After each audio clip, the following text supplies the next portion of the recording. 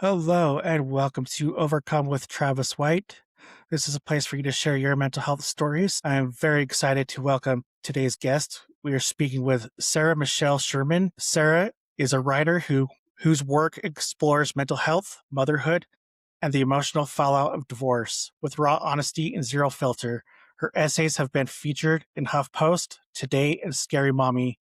She's here to talk about healing, heartbreak, and the messy truth of rebuilding a life you didn't plan for. It's the one thing that really stuck out to me when I read this is raw. I like the raw stories. So, Sarah, welcome to the show.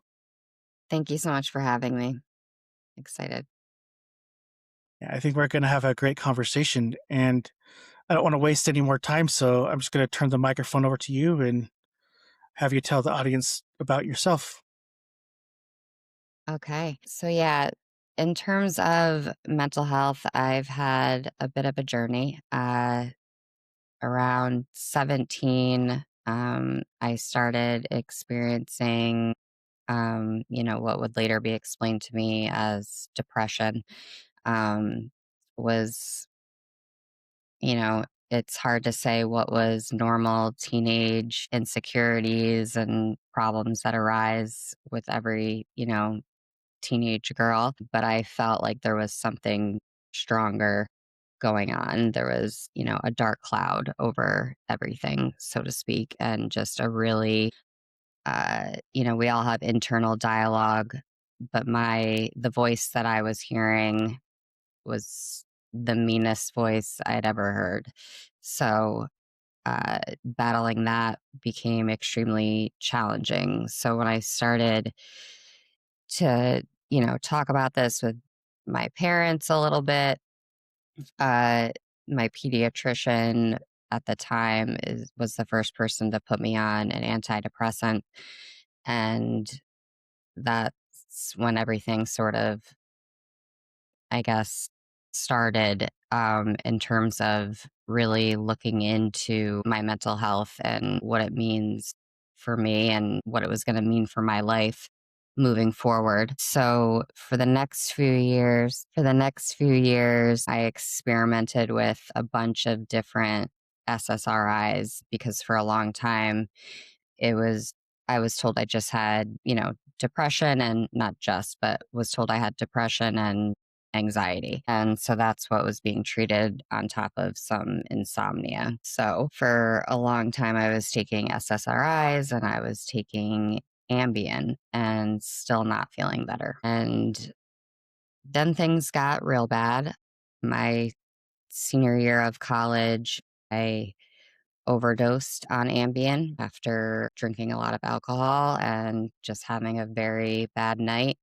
It was definitely a wake up call for me and for the people around me, and made the decision then, to actually see a specialist, a psychiatrist, and really try to figure out what was going on with me. From there, uh, still tried different SSRIs, but thankfully, I eventually ended up with a psychiatric nurse practitioner who was the first person who really took the time to understand my story and what I was experiencing. And that's when I got the diagnosis of bipolar and ADHD.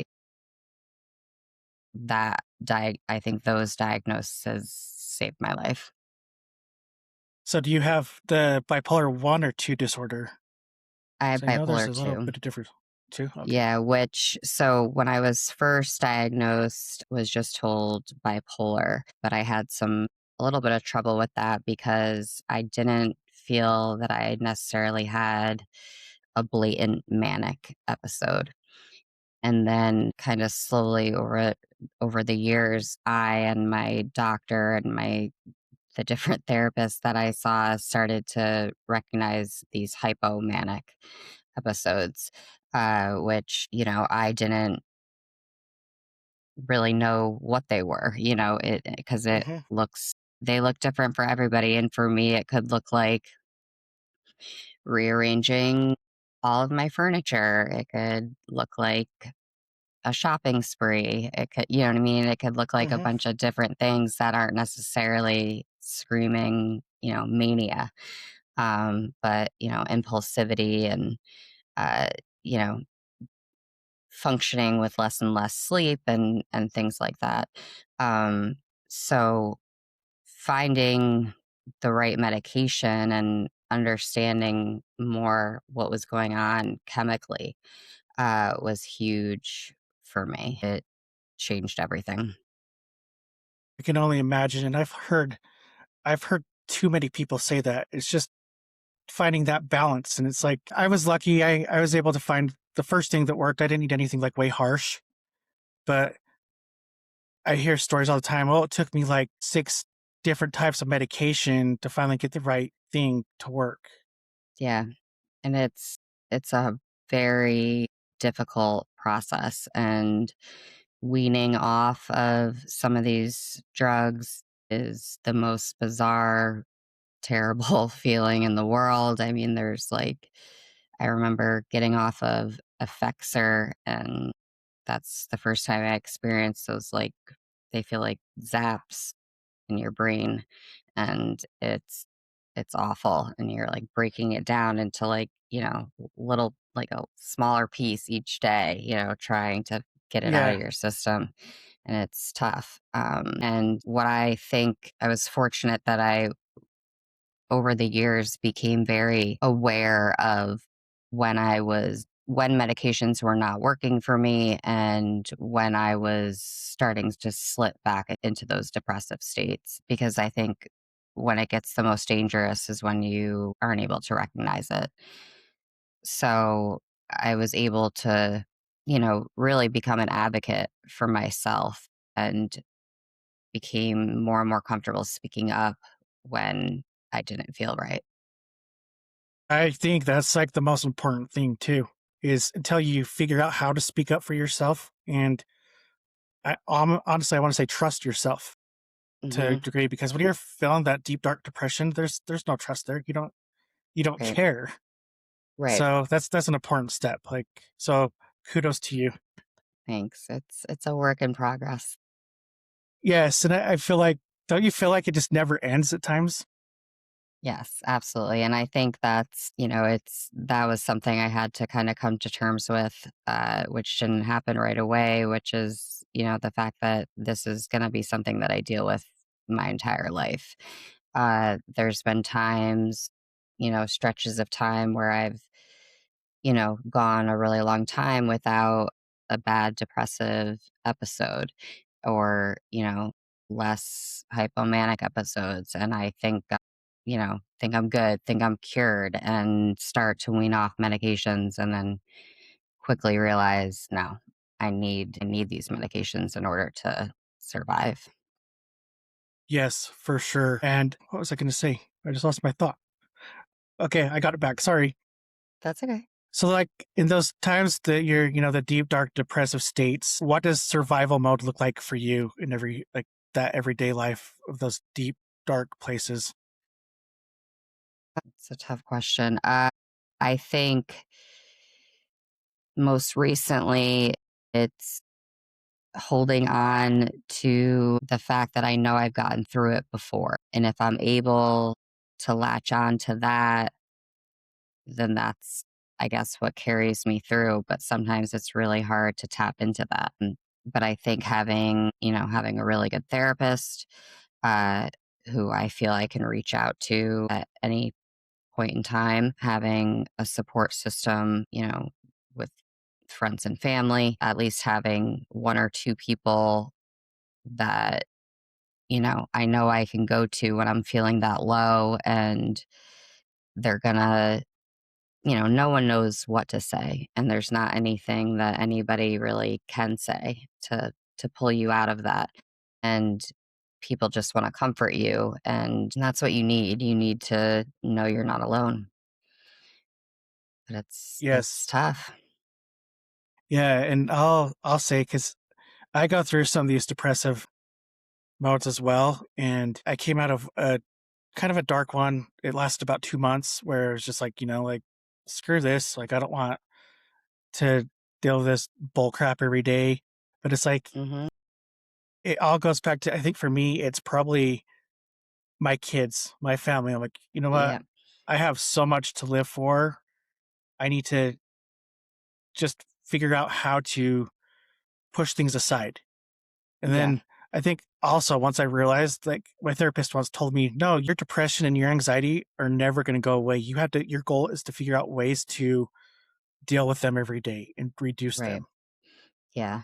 And I think the parenting aspect of this is huge, because for me, and this is kind of a dark reality, I guess, but becoming a mother kind of changed things for me in terms of my mental health because of the fact that it took it took suicide off the table for me. At least you know, as far as the how I'm managing my mental health right now, and I've been stable for a long time. I haven't been suicidal in a long time. But, you know, thinking of my son, um, it it just makes it not an option anymore for me. And it's sad, it's sad to think that I did think of it as an option at times. But I'm, so grateful for my son for a million reasons. But he keeps me alive. He keeps me going. Yeah, that's awesome. And I love, that it's like that unconditional love that the child brings to you. And it's like this is it. This is a reason to live. And Right. I have a friend that's he tells me all the time that's his only reason why he's still alive is because of his daughter. I'm like, that's sad, dude. Like you have a lot more people than that, but I can understand where you're coming Yeah. from. Yeah. It So is would you? sad. And Yeah, go ahead. nope, That's you're me. good. No, I was just gonna ask.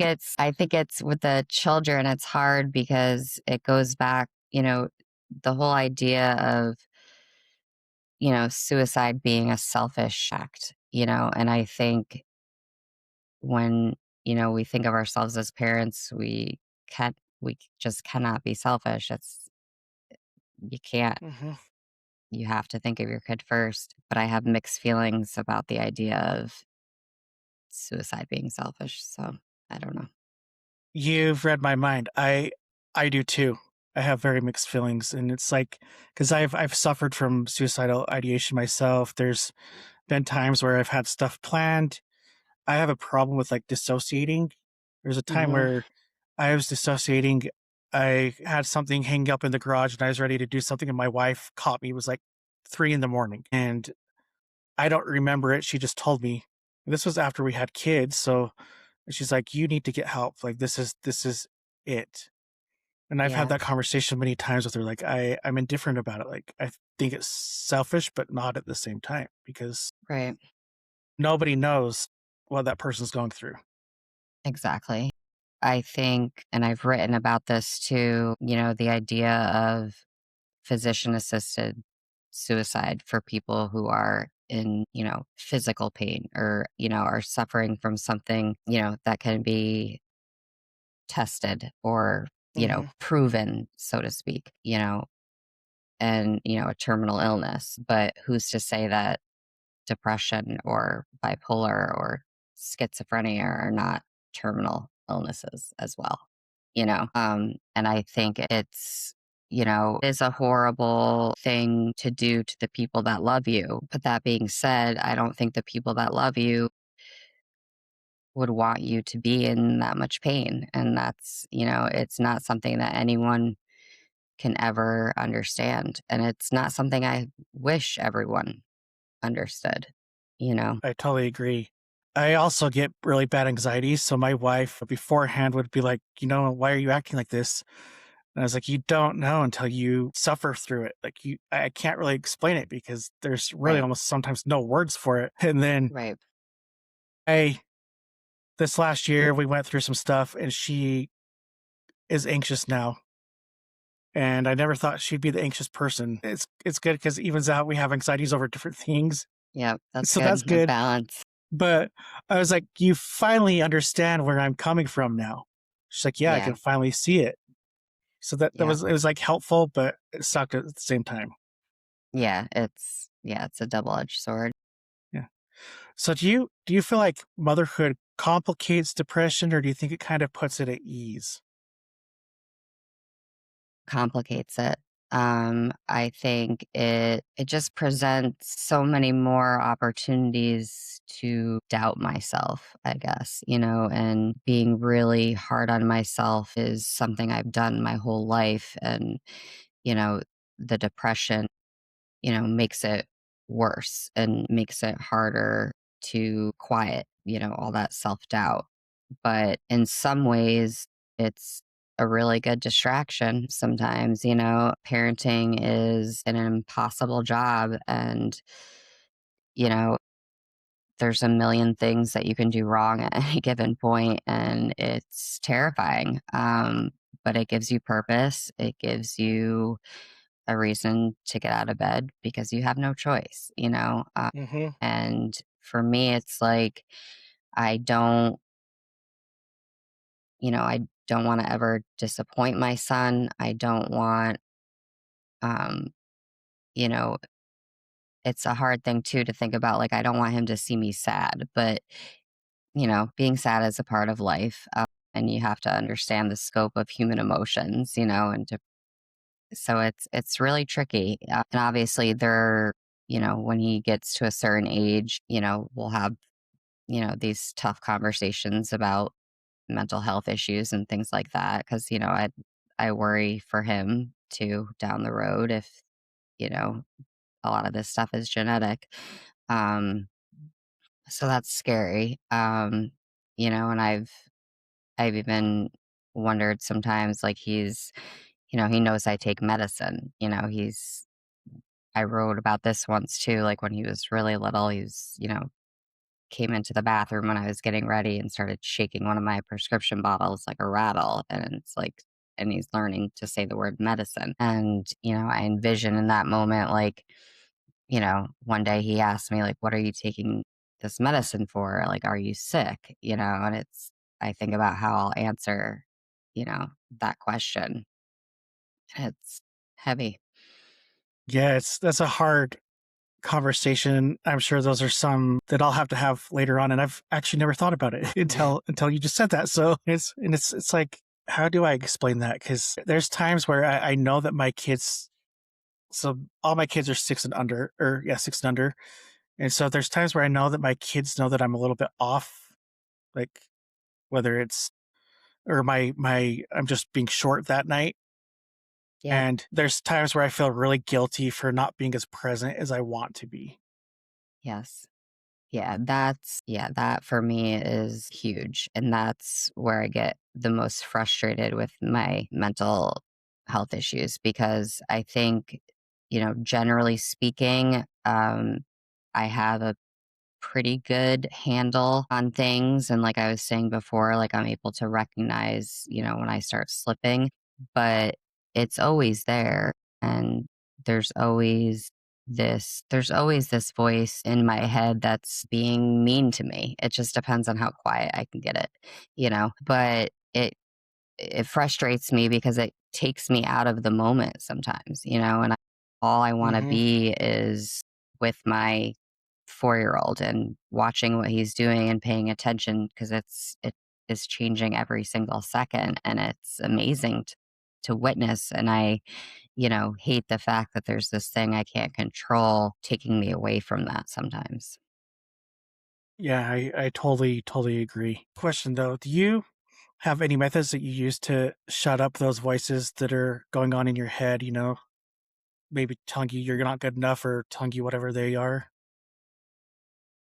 Um, I wish I did. I really, it's something I struggle with a lot. I don't The only way I guess I know how to deal with them is to write about them, what they're, it's how I make sense of, most difficult things that I go through is writing about them. And I think exploring the thoughts that come to me is important for my just how I'm going to manage this for the rest of my life. It's about being honest and not. I talk about this in therapy, like you can't the more you tell yourself, don't think that, you're going to think it. It's like you have to embrace, these thoughts and kind of just do the work to, um, I guess, understand where they're coming from, but also know that they are not necessarily the truth, and it can get tricky. Yes, that is for sure. I'm very guilty of having those same thoughts and voices, like, and it's most time mine are like, "Oh, you're not good enough. You can't do this." Just like really negative thinking. But I have a question about your writing though. Do you have Mhm. any fears that come up when you write so honestly about mental health or other things? Yeah, it's always, I worry about hurting other people. So that's always a concern. And the more I write and the more relationships that I explore in my writing, um, it gets harder and harder because in order to tell my truth, to tell my story, you know, there's people that are not great characters in the story of my life, and I just feel very strongly that I have to tell my truth. And I think I can do that in a way that, protects the people that need protecting. There's some people that don't need to be protected, and I can't worry about them. And in terms of talking about my mental health struggles, uh, I'm so passionate. I wish more people talked about their mental health struggles. I mean, we're getting better and better all the time, but there's obviously still this stigma. There's people who, you know, dismiss it and downplay it and believe people are using it as a crutch or an excuse. And um, it's, it needs to stop. It's crazy to me that, you know, all these other things that happen to the body, uh, you know, we take we take seriously, and we understand that these people need treatment and medication, and there's no judgment for it. And when it comes to our minds, there's this judgment, and it doesn't make any sense. Why would anyone choose this? Yeah, You know, yeah, I love that. And I think the same thing because it's like, you really think that I'd want to deal with this every day? right? It's Yeah, not something that I want to carry on my shoulders and have this burden. I exactly. want to touch base on one important thing that you said though there, and then you led into a good question. Actually, let's go to the question because I like this more. Why do you think we reward people for pretending like we're fine? You kind of spoke about, was that like, you know, society looks down on people for having mental health situations. Right. And in the end, I feel like, okay, well, you're acting fine, so you must be fine. And so there is, to me, in my mind, like a reward for it. Why do you think society does that?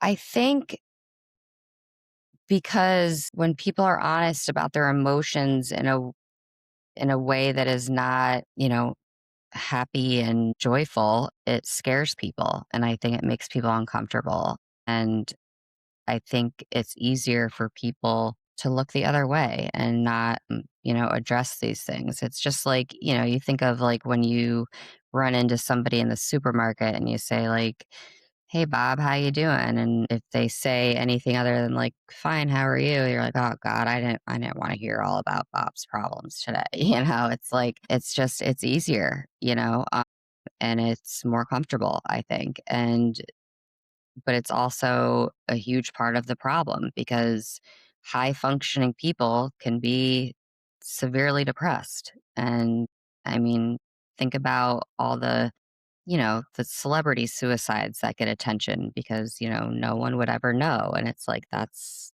the whole point. So to make assumptions is just kind of silly for anyone. Yes, yes, 100% true. What do you think, I guess, from your perspective, what does high functioning mental health actually look like behind closed doors? So For me, there's been times when my depression and has kept me from getting out of bed and I've called in to work. But for the most part, I always did what I had to do and I went to work and I went to school and as much as I would be um, you know, in grad school, freaking out, telling myself I wasn't smart enough to be there. There was no way I could ever do it, crying the night before a paper was due because I am a complete failure, that's what I'm telling myself. Um, but I get the paper done and I get an A. Y- no one would know. And for me, those moments of or those episodes of hypomania could result in achievements for me. You know, they would it could make me really motivated. I There's been times and I don't realize it until after. But one night I sent out like 10 pitches to different, magazines trying to get essays published. And then, a few days later, I'm like, yeah, I think I was a little manic, but it can be a good thing. It can make you clean your house. It presents itself in a million different ways.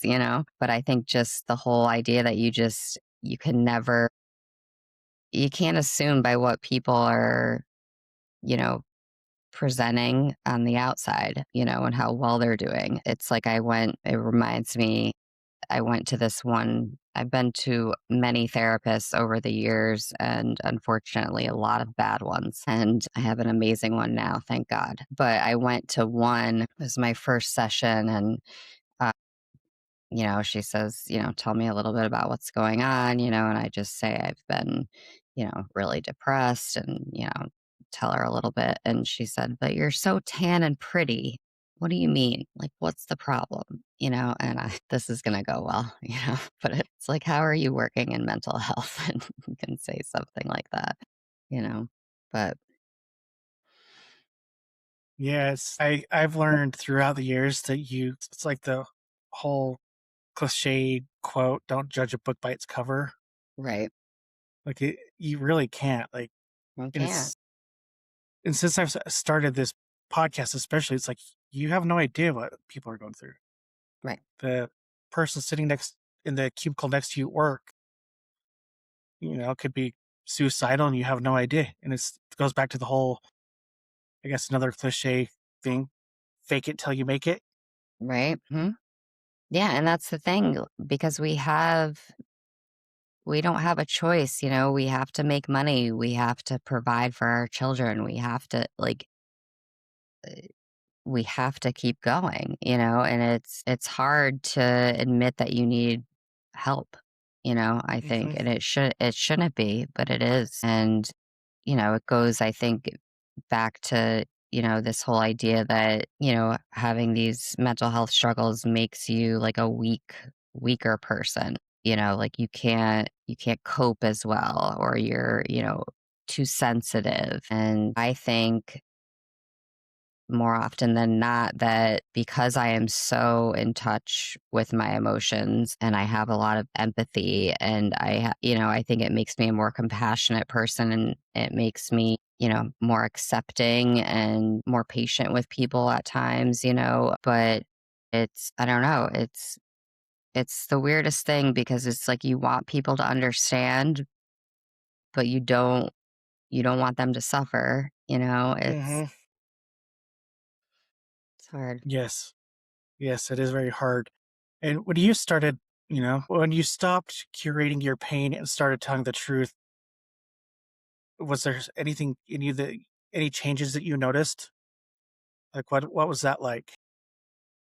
So the best thing that, comes out of my writing is whenever someone reaches out and says that they connected to it and that, um, they went through something similar and it made them feel better knowing that someone else understood. And that's kind of always my goal is to impact someone in a way that even though it's a fleeting moment, if it makes them feel less alone, then I did something right, you know? And if telling my brutal, raw, ugly truths is what makes that happen, then I'm happy to do it. That's a good goal to have. I think just touching that like one person, even if it's out of every 100 people, that's that's where I honestly find the most inspiration like for myself. So it's like, oh, that one person found me, like, and it helped them out. So this is great. Yep. Yeah, absolutely. And how do you know though? Like how? Let me think of how to work this better. How can you tell the difference between burnout versus being depressed? Hmm. Um, I think burnout, there would be more evidence of why you were feeling that way, you know? And whereas like depression, I think it's harder to justify, I guess. You know what I mean? In some ways, like like if you're burned out, it means that you have too much on your plate. You're doing too many things, you have too many responsibilities, you're pushing yourself too hard, you're not sleeping enough, things like that. Whereas depression can just take over with no warning and cripple you, and there's no reason for it.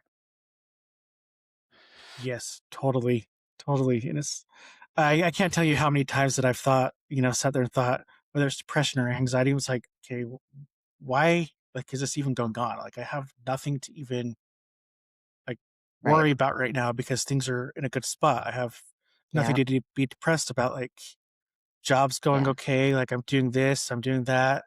I have Yeah. kids that love me. I have a family. Like, and it's Yeah. just like, bam, here we are. Yeah. Yeah. And Feels it's like like just it's a waiting game at that point. what will tomorrow bring, right? Exactly. Yeah. I question though, back to your writing, just because I I love what you do and the writing so rawly for that raw writing that you do for and open up to people. Was hmm writing something you always wanted to do, or did you just kind of fall into it? How did that come about? I've always wanted to write. I, I guess I sort of, I think my like moment I attribute to it is in seventh grade, I wrote a short story and, got some praise from my English teacher and felt good about myself for the first time. And then, but it was really in college that I started taking creative writing classes and started to really develop my voice and explore writing just brutally and honestly because I was feeling so much at the time. It was the only way I could kind of process it.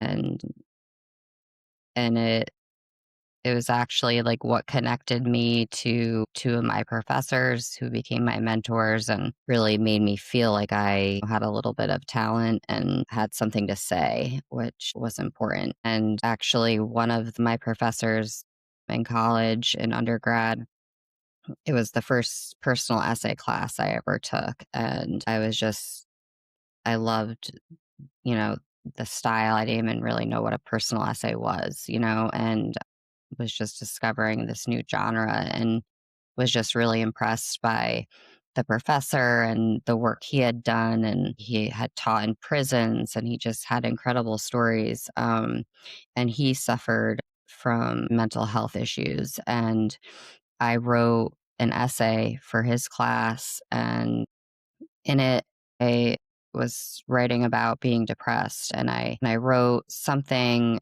in it, something along the lines of, "I wish I could stop breathing, like just for a second, just to see if I would fight," or something like that. Like, I wish I could not breathe, just to see if I would fight to breathe.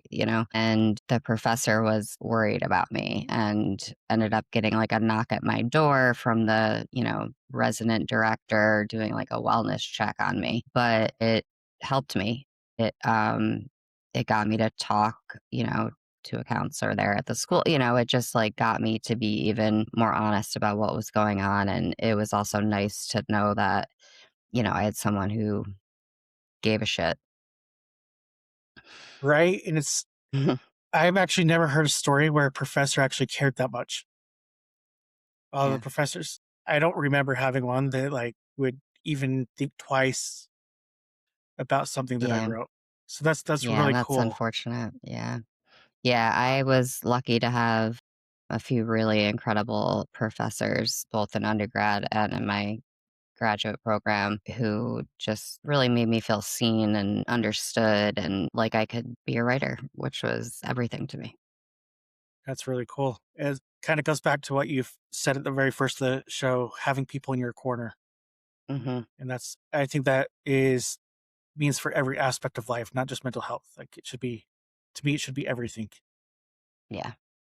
Need your people. You sure do. And it's like it's not just it's the right people. It's like you need Yes. those people. I think that's important because it's the right people. You want somebody who's willing to listen to you when you just need to talk. Somebody who's willing to give you advice when you need it. Yep. But that's not just any advice. Like you need the raw truth. Like you need Yes. people to be blunt once in a while. Yeah. And you need people who, will carry all the versions of you, Hmm. and yeah, and not judge you for it. Exactly. And it's well the people who are judging you, and it's like, well, it's something They're about not them. your It's not people. you. Yeah, they're not your Right. people. And I actually went through kind of an intense therapy session about this. And I remember he's like, well, if that's going on, you need to let go of this person. You shouldn't have any contact with them. Yeah. And so that time I remember I started being more upfront with people and saying, like, no, like, I don't need to be treated this way. If you want to treat me this way, like, I'm Yeah. going to cut all ties. Yeah. Yeah. And I think, yeah, the more honest you are with yourself about what you need from people. And I think it's important to like to have different expectations for different people and the roles they play in your life. And, you have to you have to have different relationships with every single person in your life, and each of those people can help you, in different ways and love you in different ways. And, some of them will be better when you're feeling down and some of them will be better when you're just want to have a good time, but you need them all.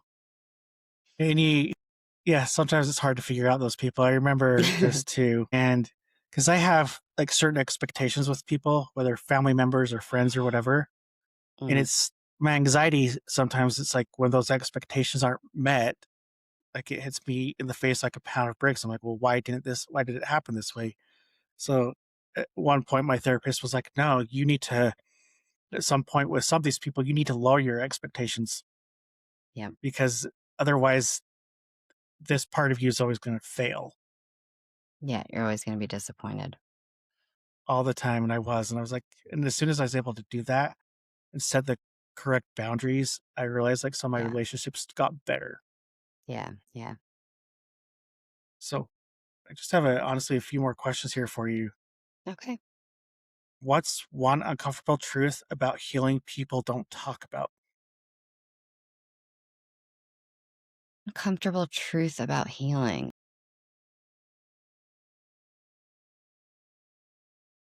I think, wow, that's a good question. I think the thing about healing is that for me, I'm not to a place yet where I certainly don't feel healed. I don't even know that I would say that I'm in the process of healing because I still feel like I have so much to figure out. And I think that that's maybe the uncomfortable truth is that there is just so much uncertainty, which makes it really terrifying because there's so many unanswered questions when it comes. to this stuff. And I just think it makes it, you know, it makes it more painful. I think things that have proof are easier, you know? Very well said. Because what you reminded me of something that I can't remember the exact quote, but something was said to me once about healing. It's like, are we ever fully healed? Like, do we ever really get there? It's like to think about it, we really don't. It's just a continuous journey. Yeah. And I think, yeah, because, there's life should be full of ups and downs and there's always going to be things that, you know, break you down and make you feel like you failed or that you can't go on. But there's also going to be things that bring you joy and make you feel like things are possible. And that's what you got to hang on to, I guess. Yeah, I agree. And I just you just made me think of something really dumb, but it's you're in those moments of joy and it's like then something bad happens, like, okay, well, does this shit ever end? Does it ever end? Right. Exactly. And I don't think it ever does. I think it's just, I don't know, for me, I'm just so grateful that I have been given platforms to be able to write about it. And it's what I plan to continue doing. I think it'll